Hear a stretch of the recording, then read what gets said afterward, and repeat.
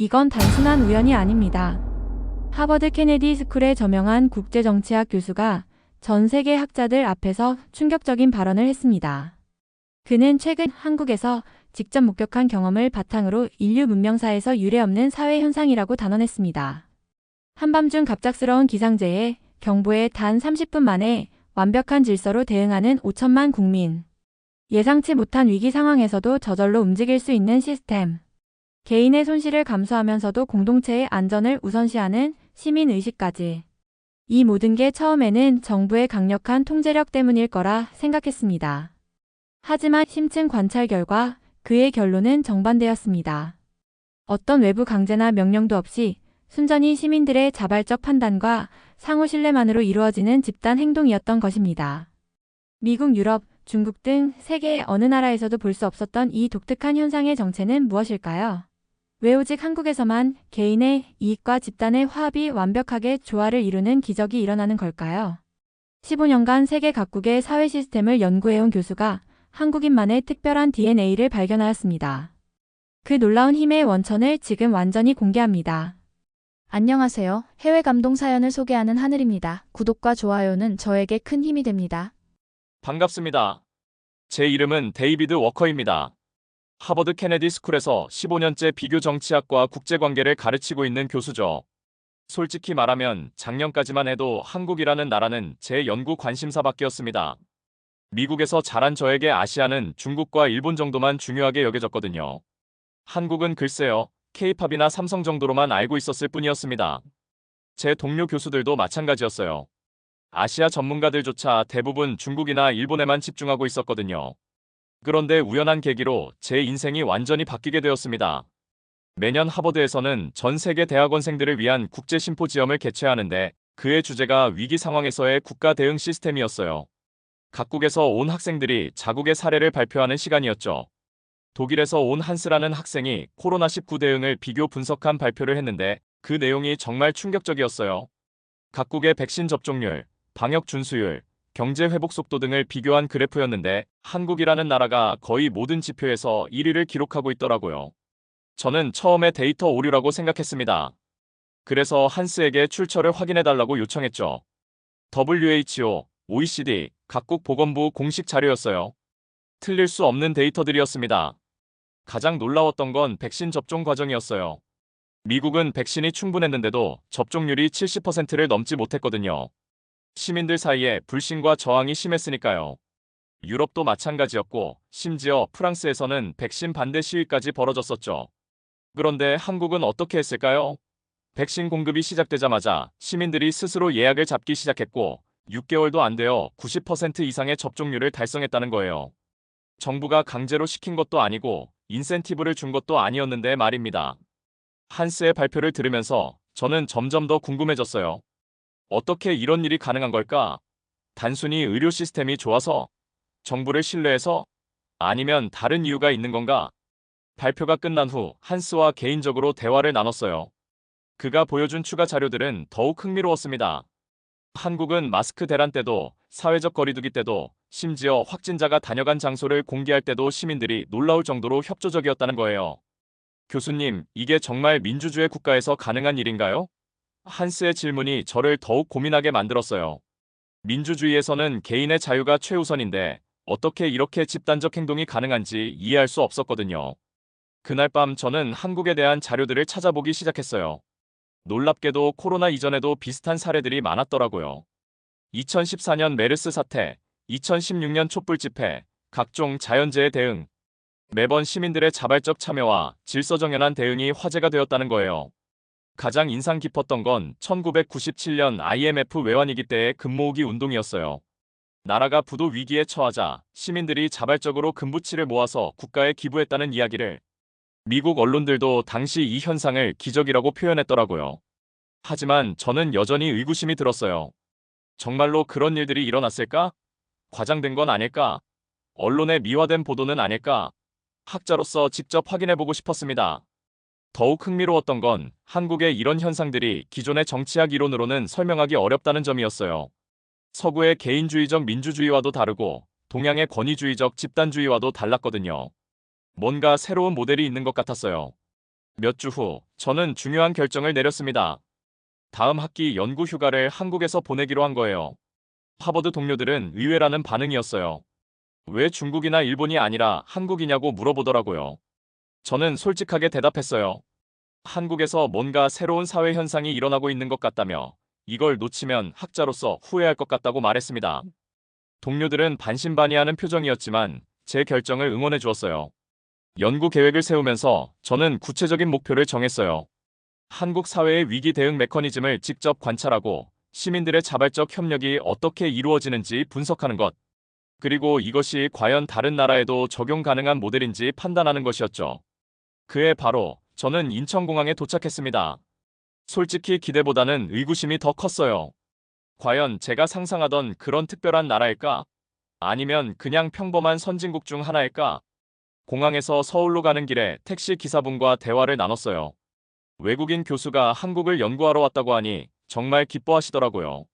한국의 어떤 점이 궁금한지, 어떤 걸 보고 싶은지 친근하게 물어보시면서 여러 조언도 해주셨어요. 그 순간 저는 뭔가 다른 느낌을 받았어요. 미국에서는 택시 기사가 승객에게 이렇게 관심을 보이지 않거든요. 각자 자기 일만 하는 게 일반적이니까요. 하지만 여기서는 외국인인 저를 진심으로 환영하고 도와주려는 마음이 느껴졌어요. 호텔에 도착해서 체크인을 하는데 프런트 직원이 제게 서울 관광 지도와 함께 유용한 앱들을 알려주더라고요. 대중교통 앱, 번역 앱, 응급상황 대처 앱까지.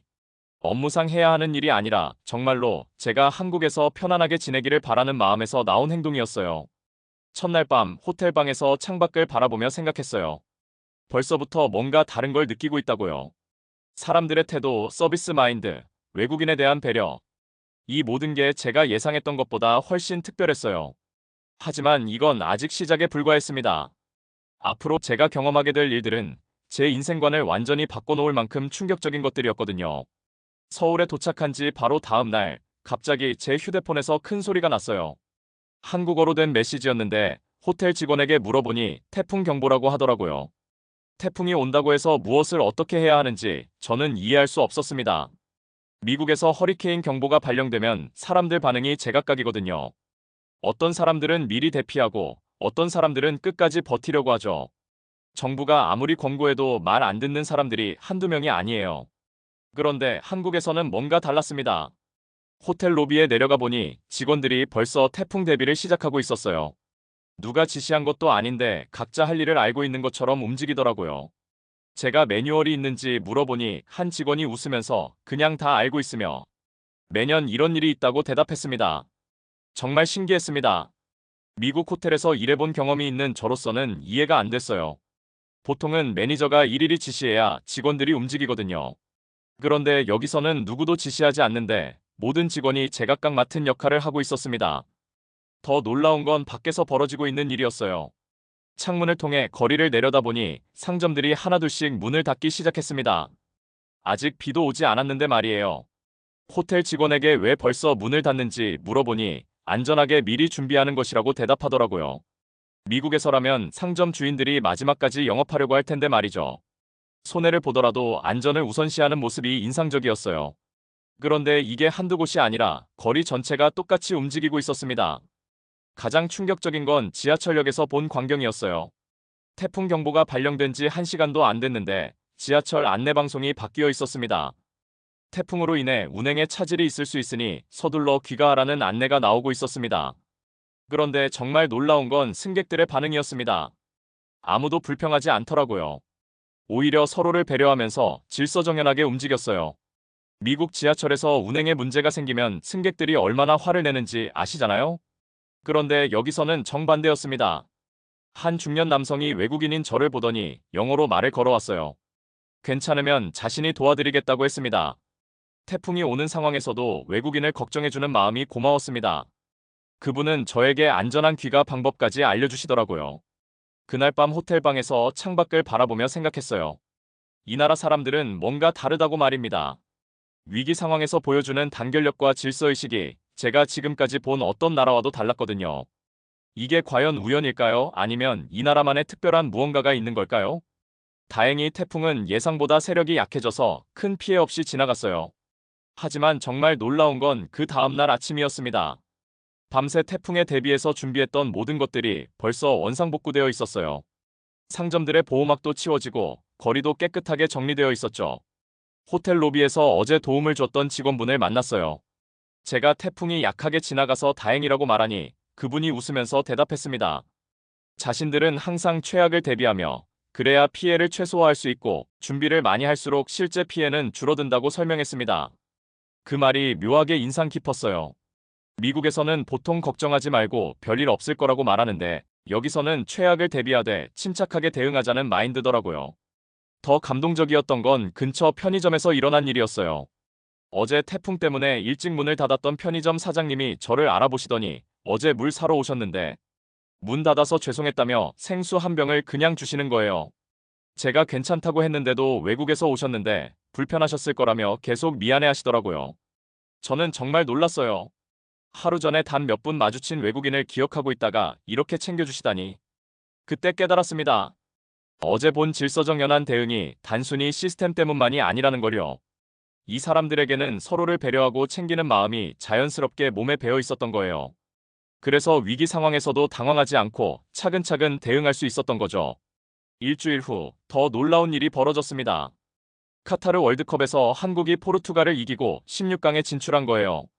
경기가 끝난 시간이 새벽 2시였는데 저는 호텔바에서 다른 외국인들과 함께 경기를 봤습니다. 경기가 끝나자마자 밖에서 함성 소리가 들리기 시작했어요. 무슨 일인지 창문을 열어보니 정말 믿기 힘든 광경이 펼쳐졌습니다. 새벽 2시인데도 거리에 사람들이 쏟아져 나오고 있었어요. 그것도 한두 명이 아니라 수백 명이요. 미국에서 스포츠팀이 우승해도 이런 광경은 본 적이 없었어요. 보통은 술집에 있던 사람들이나 몇몇 열성 팬들만 거리로 나오거든요. 그런데 여기서는 아파트에서, 사무실에서, 심지어 편의점에서 일하던 사람들까지 모두 거리로 나왔습니다. 더 놀라운 건 이들의 질서의식이었어요.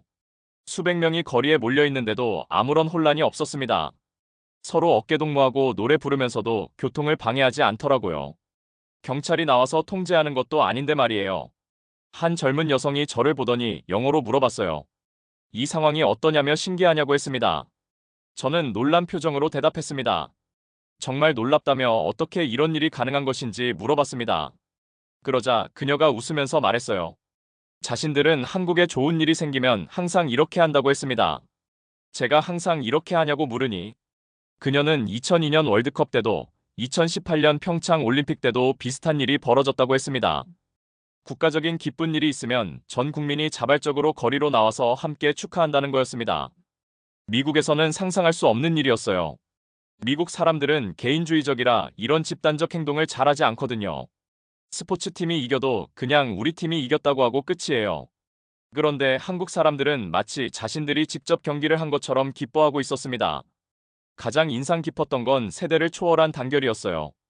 20대 청년들과 60대 어르신들이 함께 어깨동무하고 대한민국을 외치는 모습이 정말 감동적이었습니다. 미국에서는 세대 갈등이 심각한 사회 문제인데 여기서는 축구 하나로 모든 세대가 하나가 되더라고요. 다음 날 아침 거리를 걸어보니 또 다른 놀라운 광경이 기다리고 있었어요. 전날 밤 그렇게 많은 사람들이 모였던 거리가 깨끗하게 정리되어 있었습니다. 쓰레기 하나 없이 말이에요. 누가 청소한 것인지 궁금해서 근처 편의점 직원에게 물어보니 사람들이 알아서 치우고 갔다고 대답하더라고요. 정말 믿기 힘들었어요. 축제 후에 자발적으로 청소까지 하고 간다는 게요.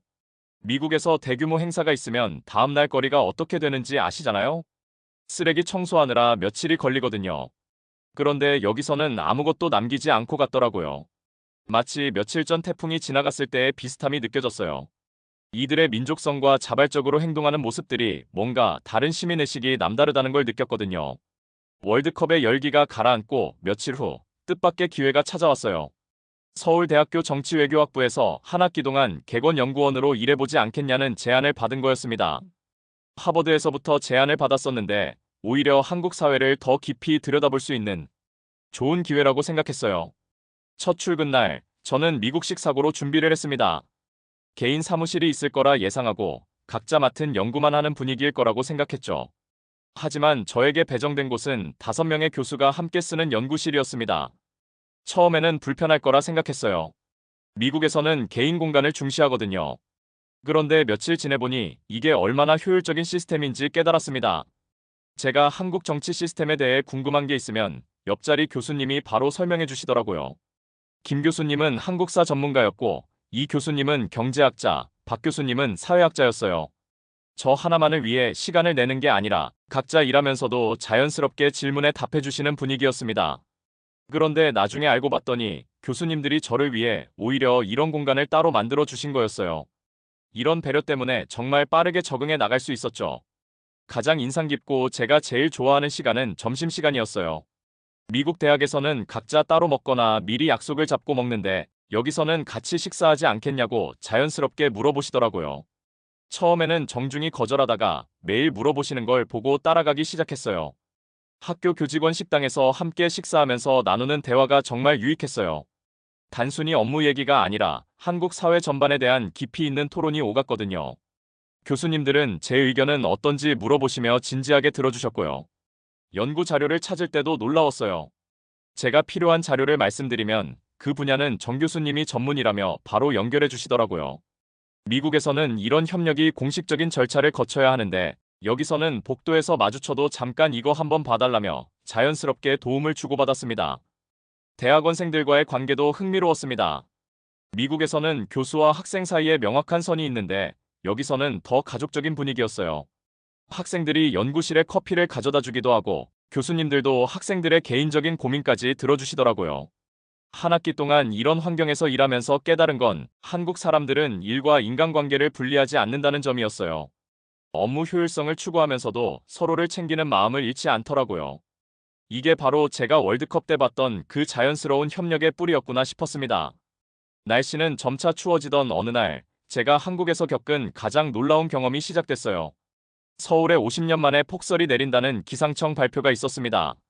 미국에서 폭설 경보가 발령되면 어떻게 되는지 아시죠? 사람들이 마트로 몰려가서 생필품을 사재기 하고 교통이 마비되고 정전이 발생하면서 도시 전체가 혼란에 빠져요. 한국도 마찬가지일 거라고 저는 생각했습니다. 그래서 기숙사 사감님에게 물어봤어요. 폭설이 오면 어떻게 해야 하는지, 미리 물이나 음식을 사둬야 하는지 문의했습니다. 그런데 사감님의 대답이 의외였어요. 걱정하지 말고 다 괜찮을 거라고 하셨습니다. 다 괜찮다고 하시는데 저는 이해할 수 없었어요. 50년 만에 폭설인데 어떻게 괜찮다는 거죠? 그런데 정말로 한국 사람들은 전혀 당황하지 않더라고요. 기숙사 근처 마트에 가봐도 사재기 하는 사람들이 없었어요. 평소와 똑같이 필요한 것만 사고 있었습니다. 폭설이 시작된 건 밤 10일시경이었어요. 저는 기숙사 방에서 창밖을 내려다보며 미국식으로 생각했죠.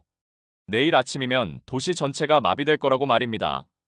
그런데 새벽에 일어나 보니 정말 놀라운 광경이 펼쳐져 있었습니다. 분명히 밤새 눈이 왔는데 주요 도로들이 이미 제설되어 있었어요.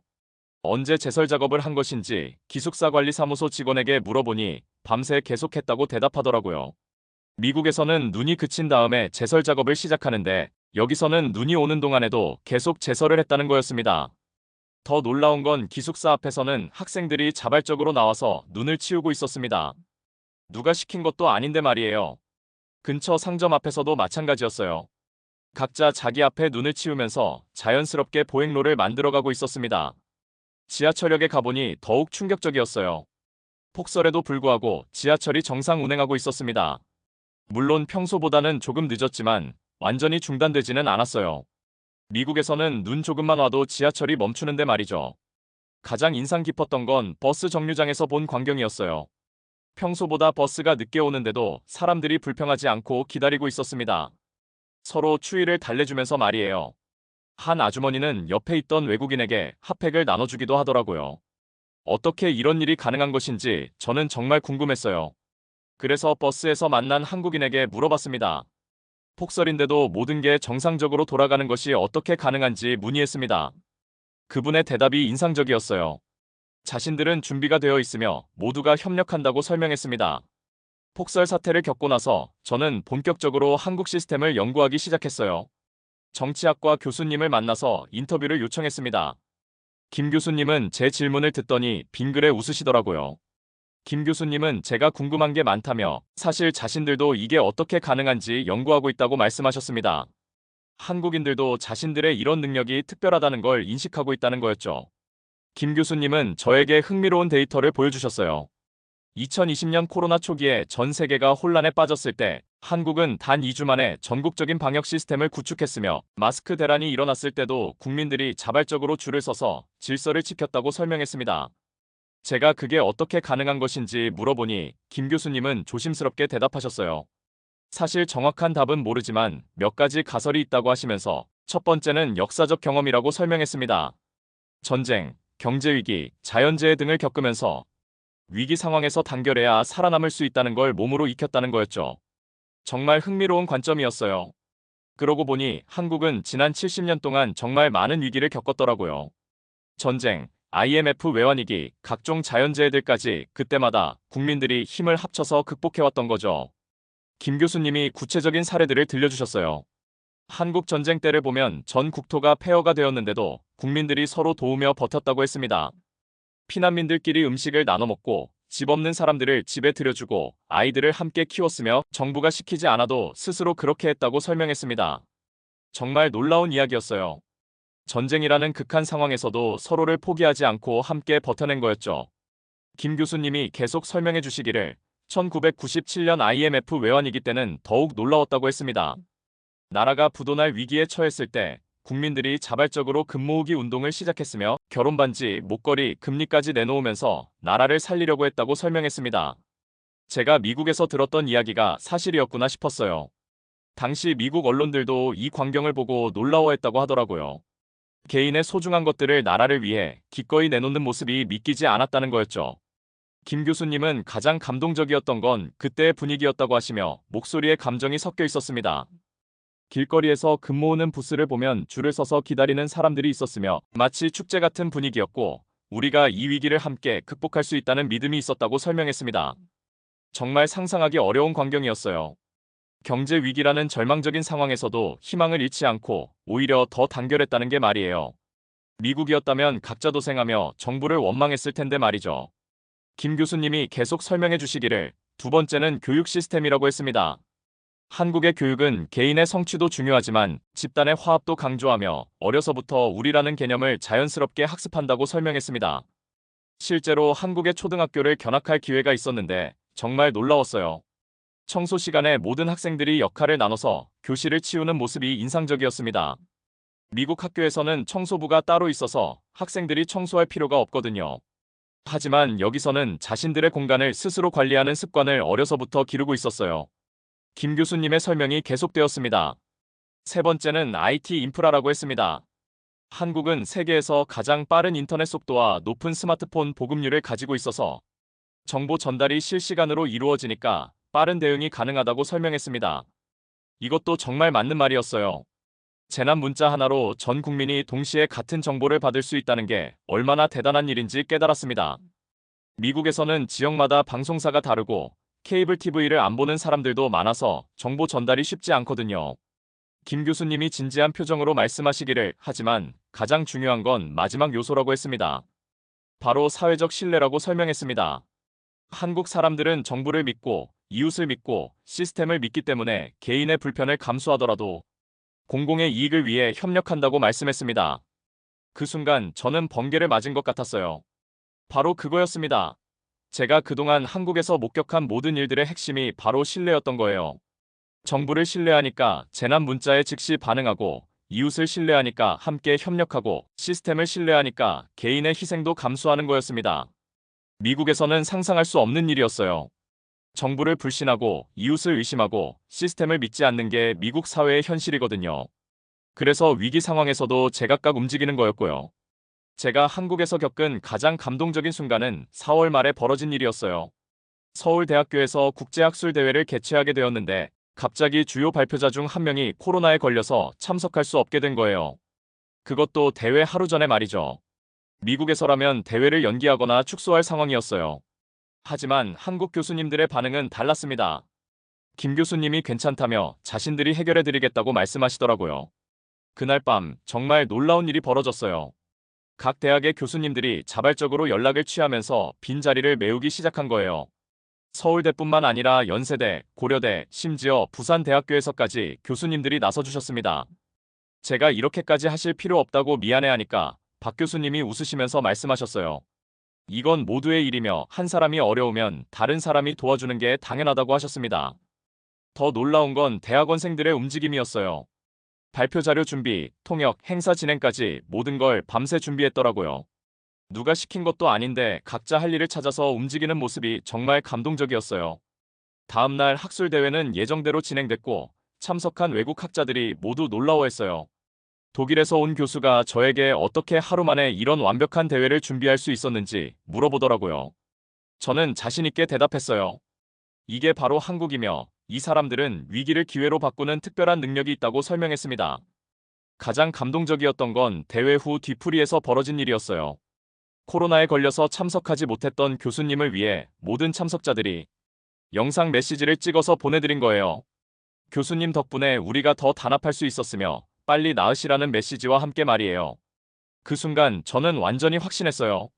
한국의 진짜 힘은 기술이나 경제가 아니라 바로 이런 마음이라는 걸요. 한 사람의 어려움을 모두의 문제로 여기고 함께 해결해 나가는 그 마음이 이 나라를 세계에서 가장 강하게 만드는 원동력이었던 거예요. 며칠 후 더욱 놀라운 일을 경험했어요. 제가 연구하던 자료 중에 1960년대 한국 정치 문서가 필요했는데 일반적인 경로로는 구하기 어려운 자료였거든요. 그런데 이 얘기를 김 교수님께 말씀드렸더니 조금만 기다려보라고 하시더라고요. 이틀 후 김 교수님이 저를 부르셨어요. 연구실에 가보니 제가 찾던 자료들이 깔끔하게 정리되어 있었습니다. 제가 어떻게 구하셨는지 놀라서 물어보니 교수님은 자랑스럽게 웃으시며 설명해 주셨어요. 자신의 대학원 동기였던 친구가 국사편찬위원회에 있어서 그 친구가 또 다른 친구를 통해서 자료를 구해줬다고 했습니다. 자신들은 이렇게 서로 도와준다고 설명했습니다. 정말 놀라웠어요. 개인적인 인맥을 동원해서까지 외국인 연구자를 도와주다니. 미국에서는 공식적인 절차를 거쳐야 하는 일을 한국에서는 인간적인 관계로 해결해주는 거였어요.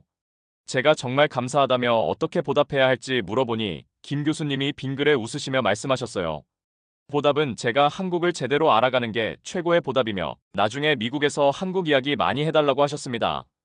그때 깨달았어요. 이분들이 저에게 베풀어준 모든 친절과 도움은 단순한 호의가 아니라 한국이라는 나라를 제대로 알아달라는 마음이었던 거예요.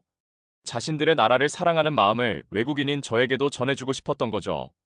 연구 마지막 주에는 더욱 특별한 경험을 했어요. 연구실 교수님들과 대학원생들이 저를 위한 작은 송별회를 열어주셨거든요. 한국 전통 음식들을 준비해 주시고 제가 한국에서 경험한 이야기들을 함께 나누는 시간이었어요. 이 교수님이 제게 6개월 동안 어떠셨는지 물어보셨습니다. 저는 솔직하게 대답했어요. 제 인생이 완전히 바뀌었으며 진짜 강한 나라가 무엇인지 알게 되었다고 말했습니다. 박 교수님이 웃으시며 말씀하시기를 자신들도 저를 통해 많이 배웠으며 자신들도 모르고 있던 한국의 모습을 외국인의 시각으로 볼 수 있었다고 하셨습니다. 그날 밤 기숙사로 돌아가는 길에 편의점에서 마지막으로 물건을 샀어요. 계산을 하는데 사장님이 저를 알아보시더라고요. 연구하러 오신 외국인 교수님이시냐며 한국이 어떠셨는지 물어보셨습니다. 제가 정말 좋았으며 한국 사람들이 너무 친절해서 감동받았다고 말하니 사장님이 뿌듯해 하시더라고요. 그럼 다행이며 또 놀러 오라고 하셨습니다. 작은 편의점 사장님까지도 외국인인 저를 챙겨주는 마음, 그게 바로 한국이었어요. 거창한 정책이나 시스템이 아니라 사람 대 사람으로 마음을 나누는 것. 그런 마음들이 모여서 이 나라를 특별하게 만들고 있었던 거예요. 한국에서의 마지막 주가 되었을 때 저는 정말 떠나기 싫었어요. 6개월이라는 시간이 이렇게 빨리 지날 줄 몰랐거든요. 하지만 미국에서 기다리고 있는 학생들에게 한국에서 배운 것들을 전해줘야 한다는 사명감도 있었어요. 마지막 날 아침 기숙사를 정리하면서 지난 6개월을 되돌아봤어요. 처음 한국에 왔을 때는 단순히 호기심 때문이었는데 이제는 완전히 다른 사람이 되어 있었습니다. 세상을 보는 눈이 완전히 바뀌었거든요. 인천공항으로 가는 버스에서 창밖을 바라보며 생각했어요. 이 모든 풍경이 이제는 낯설지 않다고 말입니다. 처음에는 이상하게 보였던 것들이 이제는 당연하고 아름다워 보였어요. 질서정연한 교통, 깨끗한 거리, 서로를 배려하는 사람들의 모습까지 모든 게 소중했습니다. 공항에서 체크인을 하는데 직원분이 저에게 한국어로 먼저 말을 걸더라고요. 한국이 어떠셨는지 물어보셨습니다. 제가 한국어로 정말 좋았다고 대답하니 깜짝 놀라시면서 웃으시며 한국어를 정말 잘하신다고 하셨습니다. 사실 6개월 동안 배운 한국어는 기초 수준이었지만 한국 사람들과 마음을 나누기에는 충분했어요. 언어보다 더 중요한 건 마음이라는 걸 한국에서 배웠거든요. 비행기에 오르기 전 마지막으로 김 교수님께 전화를 드렸어요. 정말 감사했으며 덕분에 제 인생이 바뀌었다고 말씀드렸습니다. 김 교수님은 웃으시며 미국에 가서 한국 이야기 많이 해달라며 그게 자신들에게 가장 큰 선물이라고 하셨습니다. 제가 꼭 그렇게 하겠으며 제 학생들도 한국에 보내겠다고 약속드리니 교수님이 기뻐하시면서 언제든지 환영하며 한국은 항상 열려있다고 하셨습니다. 비행기가 이륙하면서 한국 땅이 점점 작아지는 걸 보며 저는 다짐했어요. 이제 내가 한국의 홍보대사가 되어야겠다고 말입니다. 세계 사람들이 한국의 진짜 모습을 알 수 있도록 도와야겠다고 생각했어요. 미국에 도착해서 첫 번째로 한 일은 연구 보고서를 작성하는 것이었어요. 하지만 단순한 학술 논문이 아니라 제가 경험한 모든 감동을 담고 싶었어요.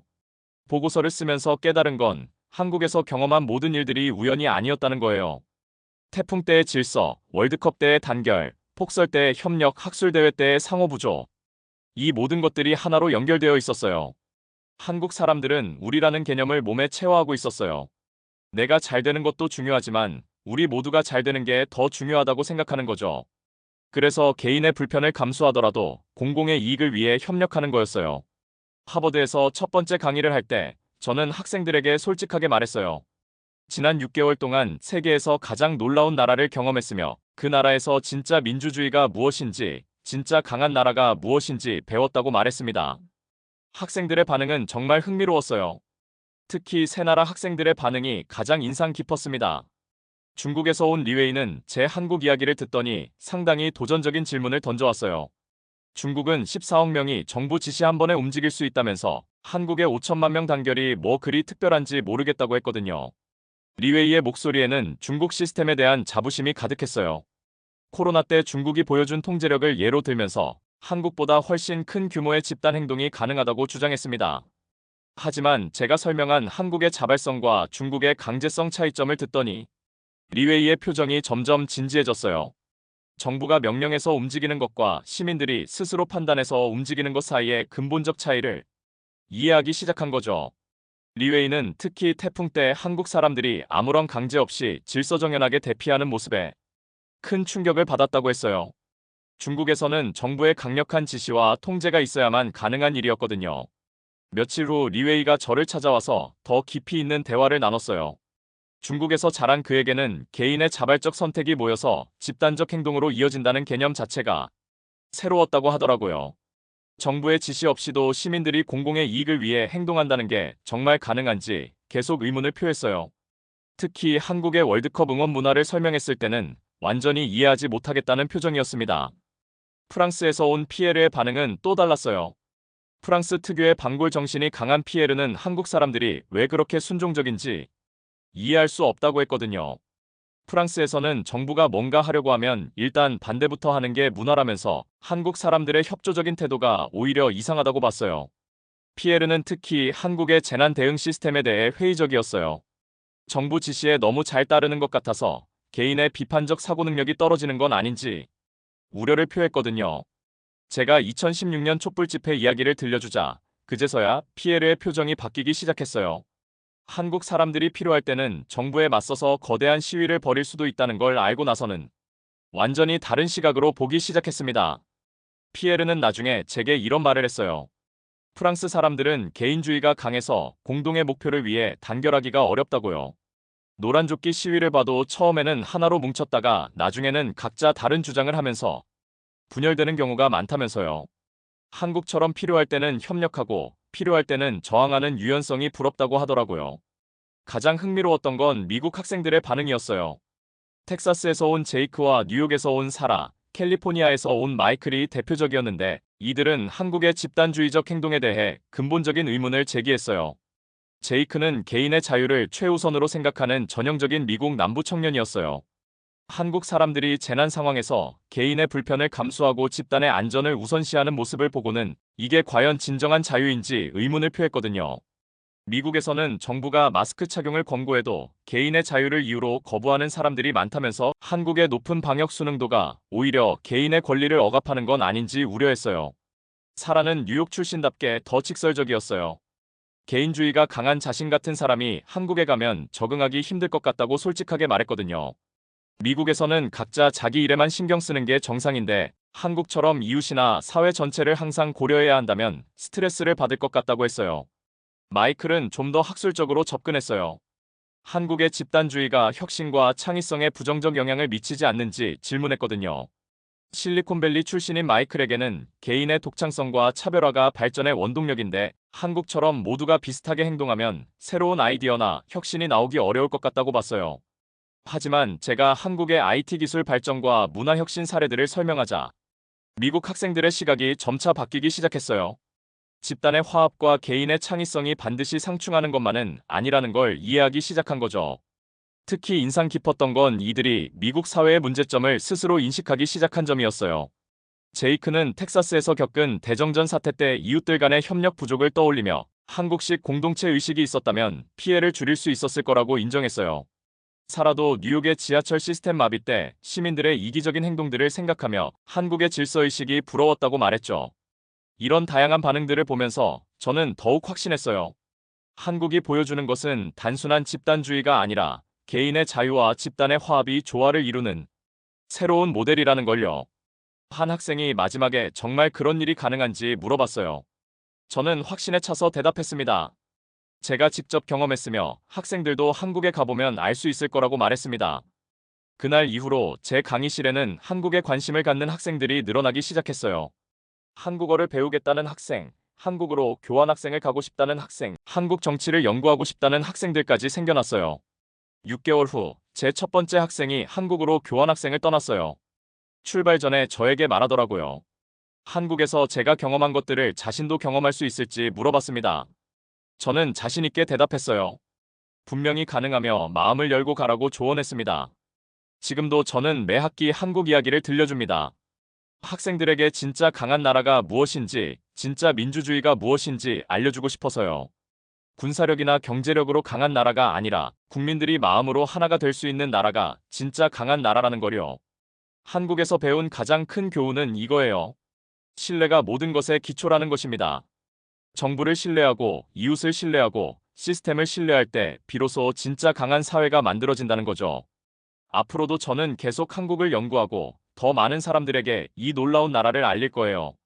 한국에서 6개월을 보낸 경험은 제 인생의 가장 소중한 시간이었고 그 경험을 통해 세상을 보는 눈이 완전히 바뀌었거든요. 한국은 정말 대단한 나라입니다. 그리고 저는 그 나라를 경험할 수 있었던 행운아입니다. 사연은 여기까지입니다. 한국인들의 DNA에 다른 나라들과 무언가가 다른 힘이 있는 것 같습니다. 한국 사람이면 항상 많은 것들을 느끼셨을 텐데요. 저 역시도 이처럼 항상 많은 경험들을 겪어보며 살아가고 있는 것 같습니다. 사연은 재미있으셨나요? 구독자님들의 구독과 좋아요가 저에게는 큰 힘이 됩니다. 감동하늘이었습니다. 감사합니다.